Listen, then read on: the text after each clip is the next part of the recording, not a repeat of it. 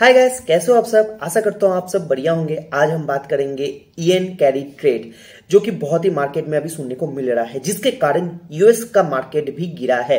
मतलब US market का गिरने के पीछे का तो 3 रीजन था, जिसमें से वॉर एक है, लेकिन उसका इम्पैक्ट उतना नहीं गिरा है, उसको हम साइड में रखते हैं। बाकी जो 2 रीजन है वो है एक है रिसेशन का डर, क्योंकि वहां का जो कुछ डेटा निकला था उसके कारण मार्केट थोड़ा सा पैनिक हुआ है।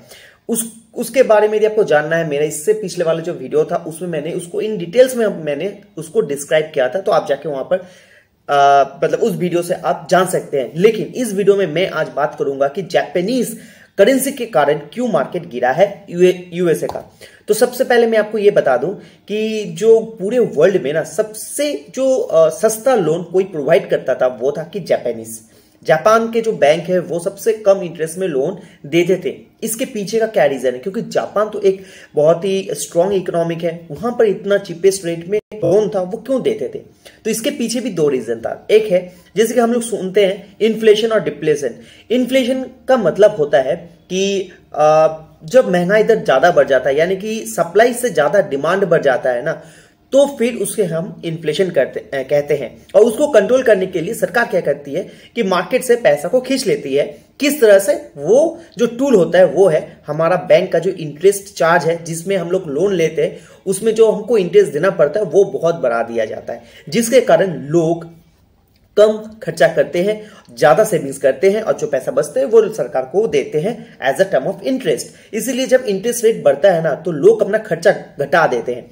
तो ये एक नॉर्मल प्रैक्टिस है जिसके थ्रू से इन्फ्लेशन को कंट्रोल किया जाता है। लेकिन डिप्लेशन एक ऐसी चीज होती है जिसको कंट्रोल नहीं किया जा सकता। उसको कोशिश करने पर भी डिप्लेशन से नॉर्मल इकोनॉमी के लाना बहुत ही कठिन होता है। अब डिप्लेशन के मीनिंग क्या है? देखिए, डिप्लेशन यानी कि एक ऐसा चीज होता है जहां पर लोग खर्च नहीं करना चाहते। लोगों के पास तो पैसा है लेकिन वो खर्च नहीं करना चाहते। जापान में कुछ इस तरह का हालात देखने को मिल रहा है। उसका पीछे का भी कुछ एक रीजन है।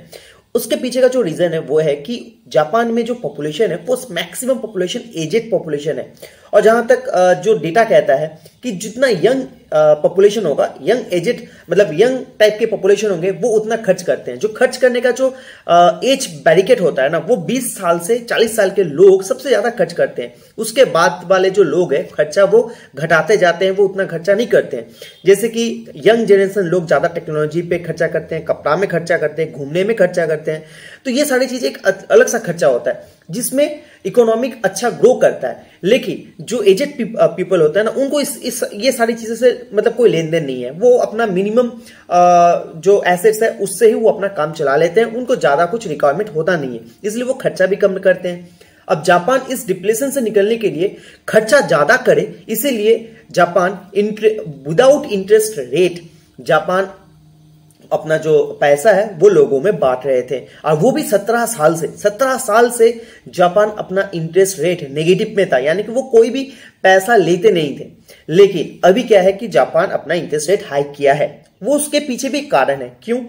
क्योंकि जापान का जो करेंसी है वो दिन प्रतिदिन गिर रहा था, और अभी कंट्रोल नहीं किया जाएगा ना, तो फिर आने वाले समय में जापान के लिए बहुत ही कठिन हो सकता था। इसीलिए उनको रेट हाइक करना ही पड़ा, और वो भी लगातार 2 बार उन्होंने रेट हाइक किया है। हालांकि धीरे धीरे वो रेट हाइक कर रहे थे, लेकिन कुछ महीने पहले मतलब इस बार और इससे पहले रेट हाइक थोड़ा सा ज्यादा कर दिए, जिसके कारण यूएस मार्केट में पैनिक मच गया।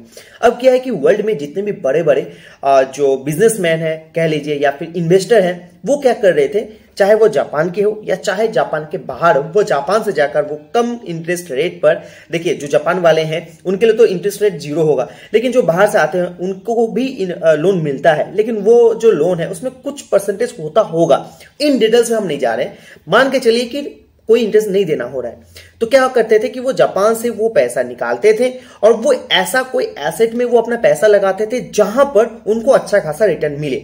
अब सबसे स्टेबल जो जगह था जहां पर पैसा लगाया जा सकता है, जहां पर अच्छा खासा मुनाफा कमाया जा सकता है, वो है यूएसए का स्टॉक मार्केट, जहां पर उन्होंने अपना पैसा लगाना शुरू कर दिया। अब उससे क्या होता है कि जो येन का करेंसी है, मतलब जापान का जो करेंसी है येन, वो धीरे धीरे वीक होता गया।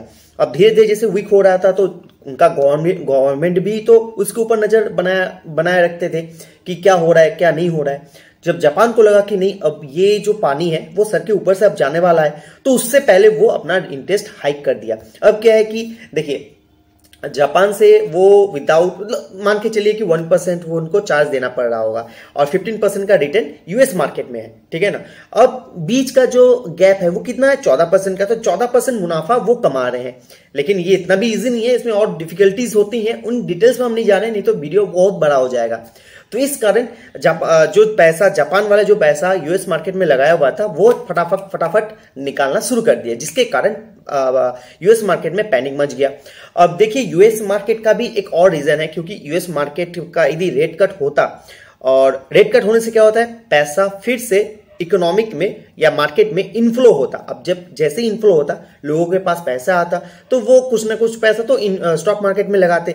तो क्या होता कि जापान यदि इंटरेस्ट रेट बढ़ाता और यूएस अपना इंटरेस्ट रेट घटाता तो बैलेंस हो जाता, क्योंकि जो प्रॉफिट मार्जिन है ना, जैसे कि 14-15% का प्रॉफिट मार्जिन वो अपने दिमाग में लेके सोच के चल रहे थे, तो वो बैलेंस हो जाता, वो मेंटेन हो जाता। लेकिन यूएसए में रेट कट हुआ नहीं और यहां पर रेट हाइक हो गया, जिसके कारण जो परसेंटेज का जो रेशियो था वो थोड़ा सा घट गया। थोड़ा यानी कि उनके हिसाब से तो बहुत, मतलब वो तो करोड़ों लाख करोड़ के अमाउंट में वो खेलते हैं, तो इसीलिए वहां पर पैनिक मच गया, वो पैसा वो निकालकर जापान में आने लगा। इसलिए देखिएगा कि जापान का जो करेंसी है वो बहुत स्ट्रांग हो गया था। और साथ ही साथ मैं आपको ये भी बता दूं कि जापान में 37 ईयर्स के बाद इतना बड़ा करेक्शन या कह सकते हैं क्रैश जापान के मार्केट में देखने को मिला।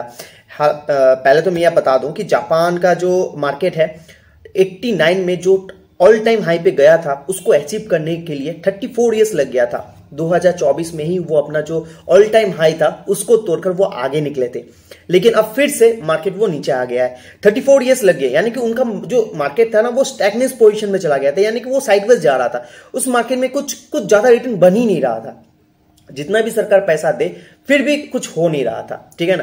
तो 34 ईयर्स लग गया। उसके बाद 37 ईयर्स बाद जापान में इतना बड़ा क्रैश देखने को मिला उनके इंडेक्स मार्केट में, ठीक है ना। इससे पहले मतलब 10-12% तक उनका मार्केट गिरा था। कोविड के समय भी जापान में इतना नहीं गिरा था जितना अभी गिरा है, और वो भी 37 ईयर्स पहले इतना भयानक से गिरा था। तो इस बार भी ये देखने को मिला, और यही कारण के मतलब ये सारे रीजन के कारण यूएस मार्केट में थोड़ा सा पैनिक मचा और यूएस मार्केट गिरना शुरू हो गया। जैसे यूएस मार्केट में गिरना शुरू हुआ, वैसे ये जो सारे चीज है, क्योंकि यूएस मार्केट को सभी लोग फॉलो करते हैं और यूएस मार्केट में कुछ होता है तो वो पूरा इंपैक्ट ग्लोबली लेवल पर पड़ जाता है। तो इस कारण से यूएस मार्केट गिरा। और हाँ, एक रिसेशन का तो है ही मुद्दा, जिसके कारण यूएस मार्केट में थोड़ा सा प्रेशर देखने को मिला। हालांकि आजकल में तो मैंने देखा कि थोड़ा बहुत रिकवरी हुआ है और आने वाले समय में शायद और भी रिकवरी हो सकता है। तो यही था जो जापानीज येन कैरी ट्रेड के बारे में। आपको ये जो डिटेल्स है ये जानकर आपको कैसा लगा? आप इस वीडियो से कुछ इंफॉर्मेटिव आपको मिला कि नहीं मिला, प्लीज कमेंट सेक्शन में जाके बताइए। अच्छा लगा होगा तो आप इस वीडियो को लाइक कीजिए, शेयर करें अपने दोस्तों के बीच, ताकि वो भी इंफॉर्मेटिव बने रहे। साथ ही साथ यदि आप मेरे इस चैनल पर नए हैं तो चैनल को सब्सक्राइब और बेल आइकन को जरूर से दबा दीजिए, और ताकि मैं आपके लिए इस तरह का वीडियो रोज आपके पास पहुंचता रहे। तो बस अभी के लिए इतना ही, मिलते हैं अगले वीडियो में, तब तक के लिए जय हिंद।